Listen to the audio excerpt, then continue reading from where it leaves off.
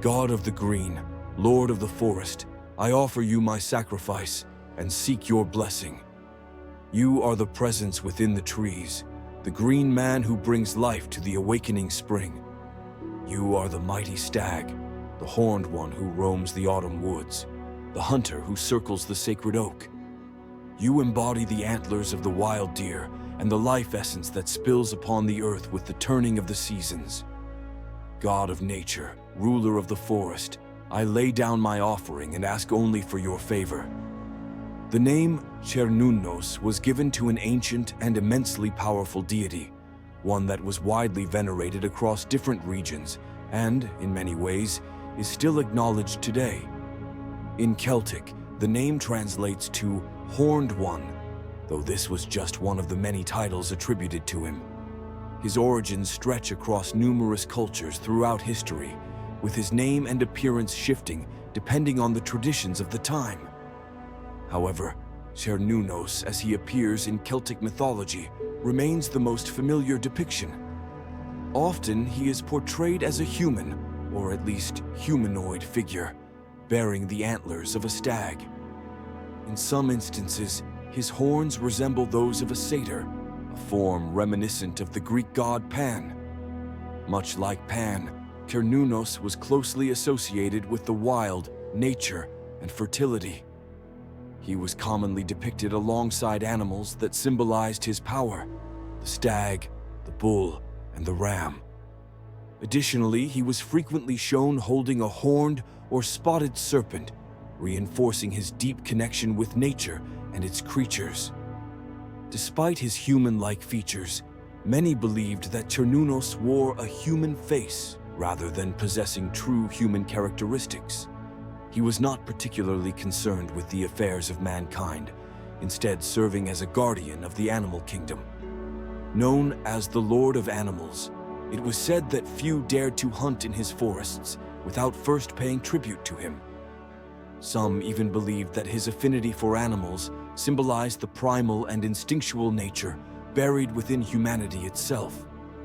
The earliest known representations of Cernunnos were discovered in northern Italy, within the Val Camonica region, where the Celts had settled around 400 BCE.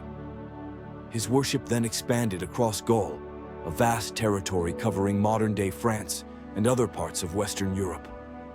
Remarkably, depictions of the horned god have even been uncovered in Paris. Beneath the city's Notre Dame Cathedral, archaeologists found an ancient pillar, known as the Pillar of the Boatman, containing 16 carvings of Greco-Roman deities, as well as several Celtic inscriptions. One of these carvings portrays a horned man, leading many scholars to believe it represents Cernunnos. Some argue that this figure could also depict the Greek god Pan, as the inscription above the carving, worn by time and erosion, reads Cernunnos. However, a significant detail supports the Celtic identification: the torque, a piece of jewelry commonly worn by the Celts. Typically, torques symbolized high status and, in some traditions, were believed to possess mystical properties, offering protection in battle and warding off curses. As a god associated with safeguarding animals and nature, Cernunnos is frequently shown wearing a torque around his neck, hanging from his antlers, or holding one in his hand, often accompanied by a serpent in the other. One of the most famous depictions of the horned god appears on the Gundestrup cauldron, a remarkable piece of silverwork. The image on the cauldron shows Cernunnos holding a torque and a serpent, surrounded by various animals, including a dog, a raven, and a stag, creatures that frequently appear in mythological and folkloric narratives. Cernunnos was worshipped in both pagan and Wiccan traditions. In some Wiccan beliefs, the cycle of the seasons was linked to the relationship between the horned god and the goddess. Cernunnos represented masculine energy, and his symbolic death occurred as the land withered in autumn and winter.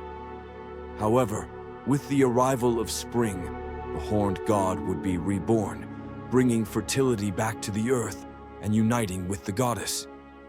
This modern interpretation of Cernunnos' role is a relatively recent concept in paganism and Wicca, and likely differs from how the ancient Celts perceived him.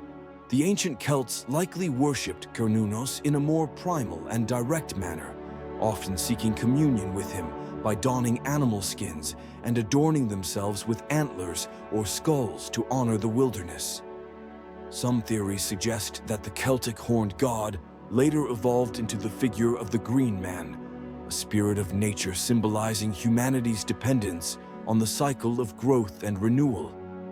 The Green Man is sometimes depicted as an ordinary man covered in leaves, while in other cases, he resembles a walking tree, similar to Tolkien's Ents. Cernunnos remains a misunderstood deity for several reasons. His antlers and occasional depictions with exaggerated masculine features have led some to mistake him for a demonic figure. When Christianity spread, the Church was quick to denounce deities associated with pagan traditions, labeling them as satanic. They actively sought to erase his influence, conflating him with the devil to discourage worship. The Christian depiction of Satan as a horned figure likely stems from this deliberate association, making it difficult to distinguish between the two in historical imagery. Additionally, some legends link Cernunnos to the underworld, suggesting that he served as a guide for the dead. It was said that he could move through dense forests with supernatural stealth, walking unheard and unseen. His ability to pass undetected made people believe he could traverse the veil between the world of the living and the afterlife, assisting spirits in their journey to the next realm, where they would continue their quest for wisdom and fulfillment.